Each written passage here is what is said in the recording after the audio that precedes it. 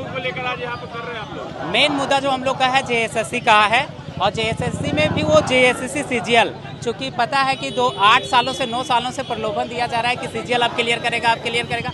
अब तो सरकार का टेन्योर भी खत्म होने वाला है। सरकार इसी वजह से सत्ता में आई थी ताकि युवाओं को रोजगार दे, लेकिन यहाँ सरकार अपोजिट काम कर रही है और सीटों को बेचने का काम कर रही है, जो दुर्भाग्य है। हम जान रहे हैं कि सरकार एग्जाम लेगी, लेकिन ये फेयर तरीके से लेगी इसकी कोई गारंटी नहीं है, चूँकि अभी तक का जो ट्रैक रिकॉर्ड रहा है गवर्नमेंट का वो सीटों का बेचने का रहा है। इसीलिए सरकार से रिक्वेस्ट रहेगी कि सीटों को ना बेचे और जितने भी वैकेंसी आप दिए हैं उसको सितंबर माह में क्लियर करने का कोशिश करें, ताकि एग्ज़ाम टाइम पे हो जाए और सरकार को भी इसलिए फ़ायदा हो।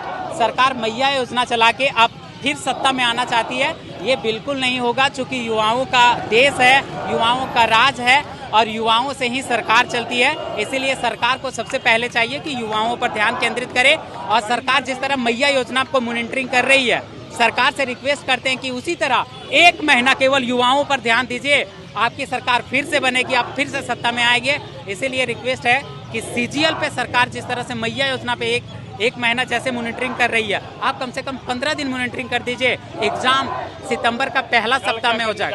कल हम लोग रांची में प्रोटेस्ट करने जा रहे हैं सीएम आवास, और यही मांग है कि एग्जाम सीजीएल का सितंबर के फर्स्ट शिफ्ट में वीक में करवा लिया जाए और तुरंत डीबी करवा लिया जाए रिजल्ट देके, ताकि हम लोग बाद में हो तो ये टलने का या कैंसिल होने का कोई संभावना नहीं रहे। हमारा जो मेहनत है वो फल मिलेगा, भले लेट होगा, बट एग्जाम अगर फेयर तरीके से सरकार लेती है और डीबी करवा देती है तो हम जॉब लेके ही लेंगे, और सरकार फेयर तरीके से करवाए। बस यही रिक्वेस्ट है कि फेयर तरीके से सीट बेचना बंद करे, बस यही रिक्वेस्ट रहेगी सरकार से।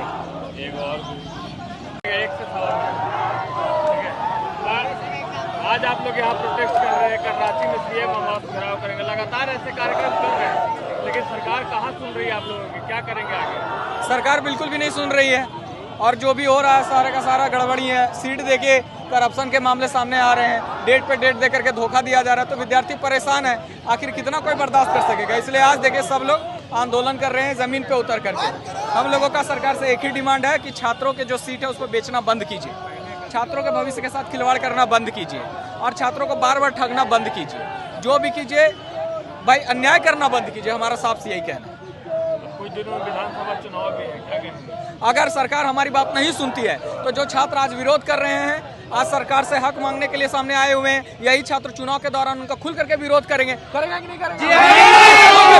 लेकिन सरकार तो मैया योजना लेके आई है, लोग मैया योजना से क्या हो जाने वाला है? 1000 रुपया अगर आप दे रहे हो, उससे अच्छा जो यहाँ पे सीटें खाली है उसको भरने का काम कीजिए। जेएसएससी सीजीएल की सीट खाली है, टेक्निकल सीजीएल टेक्निकल का खाली है, झारखंड पुलिस का खाली है, एलडीसी का खाली है, एक्साइज कांस्टेबल का खाली है, भारी संख्या में यहाँ सीटें खाली हैं। अगर आप सबको रोजगार दे दिए होते तो आज ये लोग यहाँ पे रोड पे सड़क पे आकर के आंदोलन नहीं कर रहे होते, सब रोजगार में होते, खुश होते और सरकार का समर्थन कर रहे होते। लेकिन यहाँ के स्टूडेंट्स का दुर्भाग्य है कि बार बार आंदोलन करने के लिए जमीन पे उतरना पड़ता है, और ये भी दुर्भाग्य है कि यहाँ पे सीटें बेच दी जाती हैं। लोग आंदोलन करते हैं, आंदोलन करने के बाद उनकी बातों को संज्ञान में भी नहीं लिया जाता, छोड़ दिया जाता है चीजों को। क्या करें, सब मजबूर है यहाँ। मेरा नाम रोहित है।